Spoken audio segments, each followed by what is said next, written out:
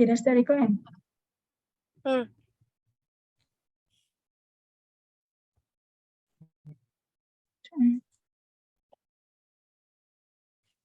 Okay.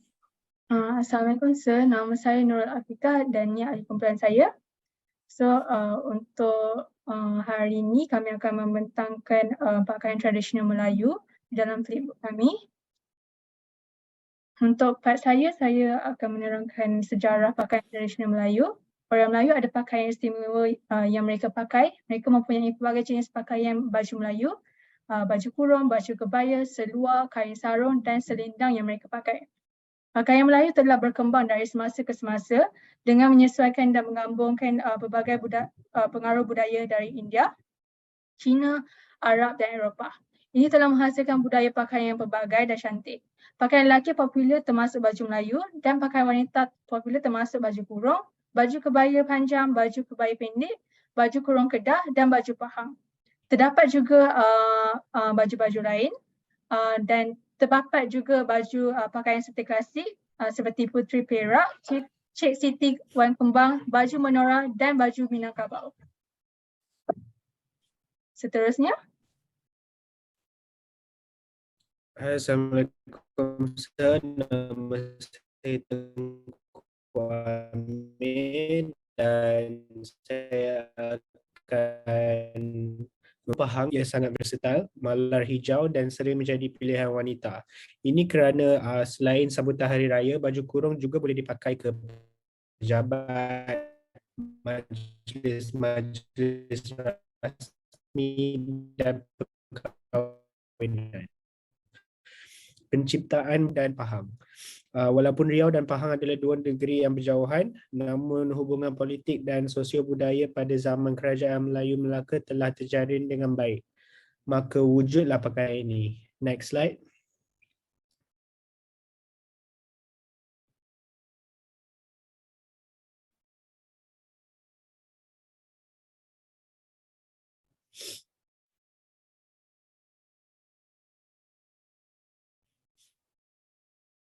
Tak boleh next ke?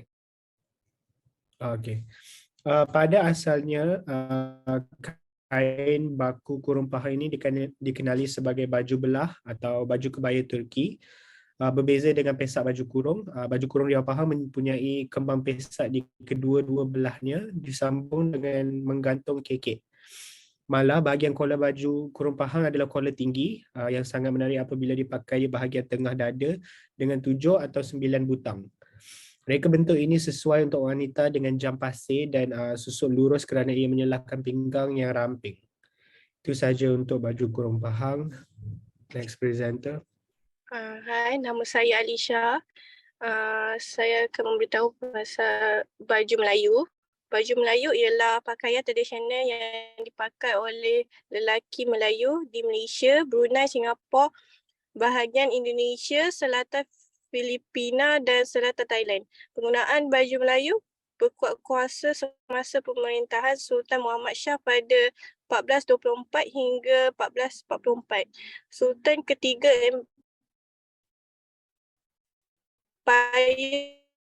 Kesultanan Melayu Melaka. Baju Melayu paling asas terdiri daripada berlengan panjang dengan dua jenis collar dan seluar. Pinggang dibalut atau ditenun dengan kain sisi yang diperbuat daripada songket dan kepala yang digunakan untuk menutup kepala seperti tengkolok, tanjak, songkok dan kopiah. Next.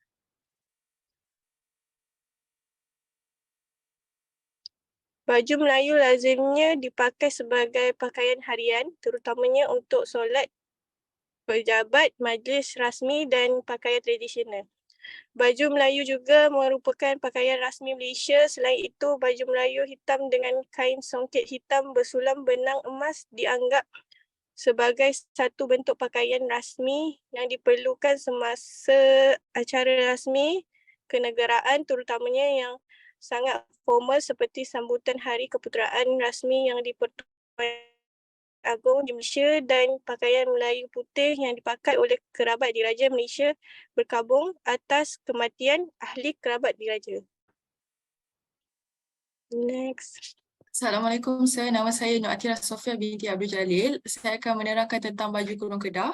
Asal usul baju kurung Kedah di mana penduduk wanita tempatan rata-ratanya dilihat sering memakai kain kemban sebelum kedatangan Islam ke Nusantara. Selepas kedatangan Islam di tanah Melayu, mereka telah mencetuskan asimilasi budaya terhadap penduduk tempatan dan sekaligus memperkenalkan gaya pemakaian baharu. Dapat dilihat iaitu pada abad ke-15 tanah Melayu Melaka, Tun Hasan Temenggung, maka ianya bermulalah era perubahan cara pemakaian masyarakat setempat yang lebih Islamik serta longgar dan labuh. Pengenalan terhadap baju kurung Kedah bermula sejak tahun 1803 semasa zaman pemerintahan Sultan Ahmad Tajuddin, di mana baju kurung Kedah ini diperkenalkan oleh Sultanah Kedah iaitu Wan Hajar Wan Ismail atau lebih dikenali sebagai Mak Wan Besar yang sering bergaul dengan rakyat jelata. Selain itu, ianya juga dikatakan sedikit sebanyak mempunyai persamaan dengan blouse. Baju kurung Kedah dipakai oleh golongan bangsawan dan orang istana, di mana baju dijahit dengan sutera yang dipadankan bersama oleh ketika seterusnya, lama-kelamaan baju tersebut menjadi pakaian harian penduduk. Next slide. Okay, ciri-ciri baju kurung Kedah. Baju kurung Kedah dijahit dengan menggunakan kain kasar ataupun kapas yang dikeraskan dengan kanji. Dan perbezaan baju kurung Kedah dengan baju kurung yang lain ialah potongan di lengannya sedikit singkat ataupun 3 suku. Di samping itu, potongan labu yang hanya paras pinggul sahaja serta longgar, ianya sesuai dipakai oleh wanita. Selain itu, corak berbunga dan pada baju kurung Kedah dan dipadankan dengan kain pelikat, kain sarung dan juga kain batik. Pada masa kini, baju kurung Kedah masih lagi relevan kerana keselesaan serta dapat dikekalkan elemen tradisional dan juga dicampur dengan elemen moden yang telah diimprovisasikan dapat mengekalkan tradisi agar tidak tenggelam di zaman. Terima kasih. I'll pass to the next presenter.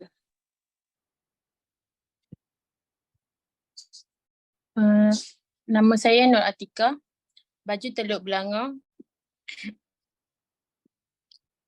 Baju Teluk Belanga ini sangat popular khususnya di negeri Johor dan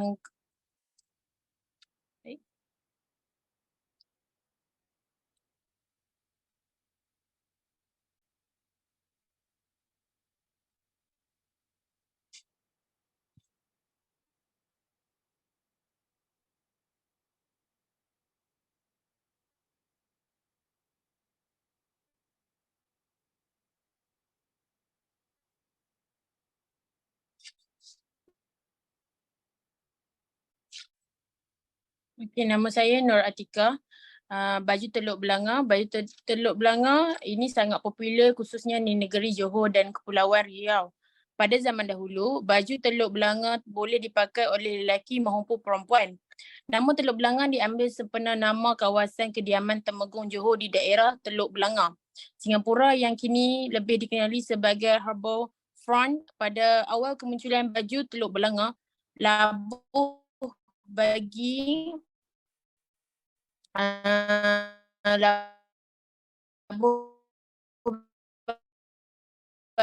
baju bagi lelaki adalah di bawah paras poket. Namun perincian baju Teluk Belanga ini telah diubah ketika zaman pemerintahan Sultan Ibrahim Ibni Abu Bakar. Labuh bagi lelaki adalah paras pinggang, manakala bagi perempuan paras lutut dan terdapat satu poket pada baju perempuan sahaja. Terima kasih.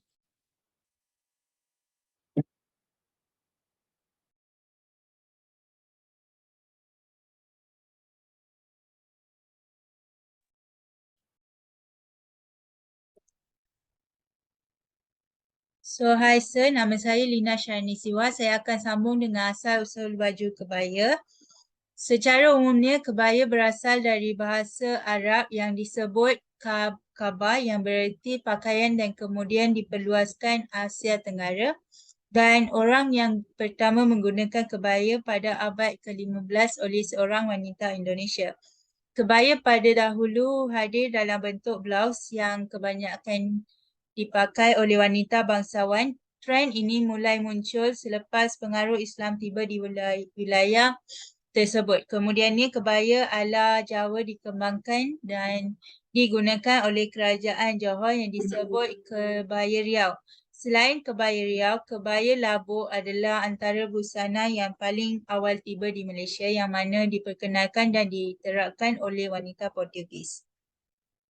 Seterusnya, kebaya Johor Riau. Untuk potongan kebaya Johor Riau, ia adalah kebaya dengan potongan baju belah panjang yang mana labuh sehingga buku lali. Untuk kebaya ini juga, ia berbelah dan berpesak di bahagian hadapan. Bagi menaikkan visual baju ini, ia dipadankan bersama kancing atau kerongsong 3 bagi menutup rekaan baju yang terbelah. Itu saja dari saya. Saya akan pass ke presenter seterusnya.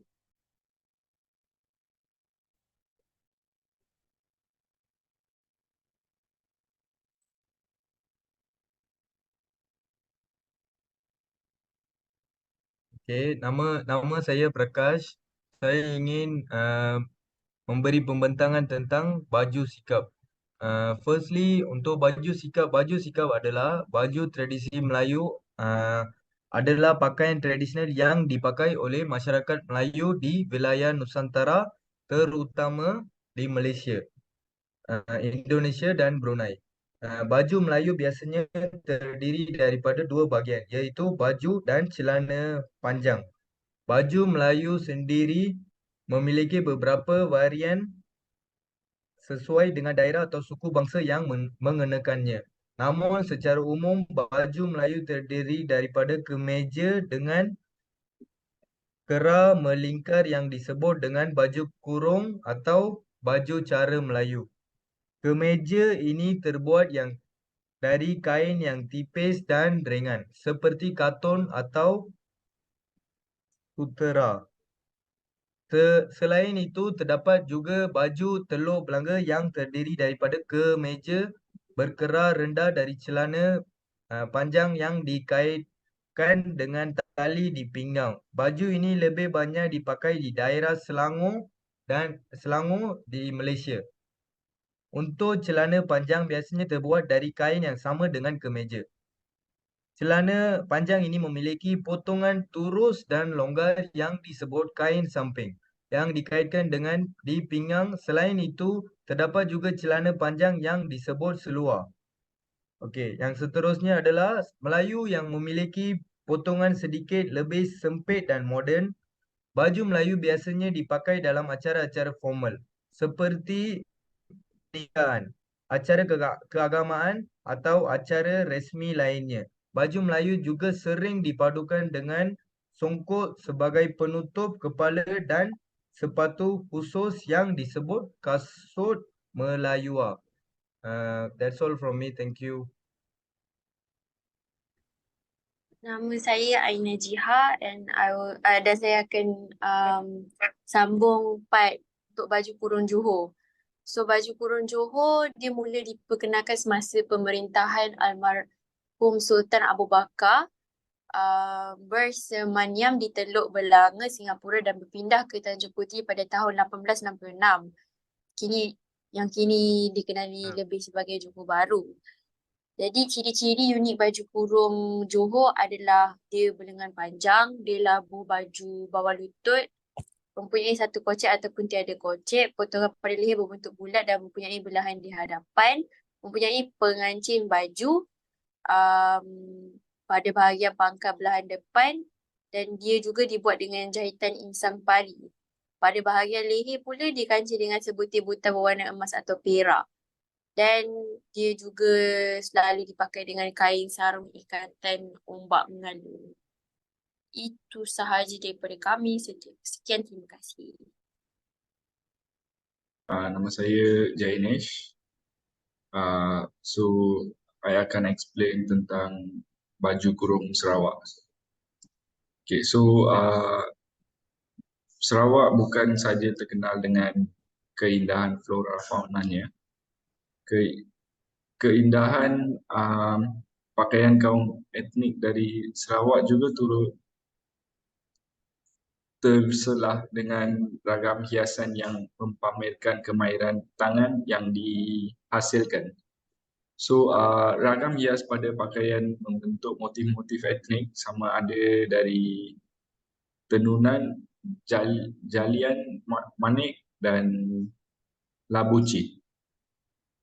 So perhiasan diri dari perak dan manik yang syarat melambangkan status dan kekayaan bagi pemakai. So selain itu pasangan Melayu Sarawak pula, laki akan berbaju Melayu cekak musang dan bersamping songket.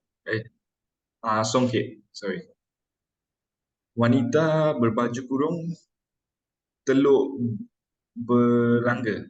So kepala dihias selaya diserikan selamping sarung di bahunya. So wanita Melayu Sarawak mengenakan baju kurung, brocade, sarung songket, bunga tabur, selaya, kekeraman dan selempang songket. So itu saja dari saya dan saya akan pass dekat orang seterusnya. Okay, hi sir, nama saya Yuwareka. So saya berterusan dengan kesimpulan tentang baju tradisional Melayu. So baju tradisional Melayu masih lagi relevan seiring dengan kemajuan yang dicapai oleh negara pada hari ini. Walau reka bentuk dan kelengkapan perhiasan busana Melayu berubah mengikut peredaran zaman dan kehendak pemakaian, namun baju tradisional Melayu mempunyai ciri-ciri yang tersendiri yang membolehkan kita mengenal pasti perbezaan antara busana itu dengan pakaian biasa. So, pemakaiannya yang tidak mempunyai had masa atau tempat merupakan faktor terbesar yang menyumbang kepada penerimaan kaum-kaum di Malaysia terhadap baju tradisional Melayu. Pakaian tradisional Melayu memainkan peranan yang penting dalam memupuk semangat perpaduan antara kepelbagaian etnik di Malaysia. Hal ini dapat dibuktikan melalui pemakaian baju tradisional Melayu oleh kaum lain dan kehidupan seharian tidak mengira tempat dan masa. So, seterusnya, terdapat juga pelbagai kaum memakai pakaian tradisi Melayu dan ianya menjadi bukti bahawa busana Melayu tidak hanya boleh dipakai oleh bangsa Melayu saja. So, kini baju tradisional Melayu bukan saja dilihat sebagai lambangan kebangsaan, malah tidak lagi dianggap sebagai pakaian yang hanya boleh dipakai untuk majlis keagamaan saja. Masyarakat Malaysia kelihatan selesa tak kala menggayakan busana Melayu tanpa kira agama maupun bangsa. Itu saja daripada kita. Terima kasih.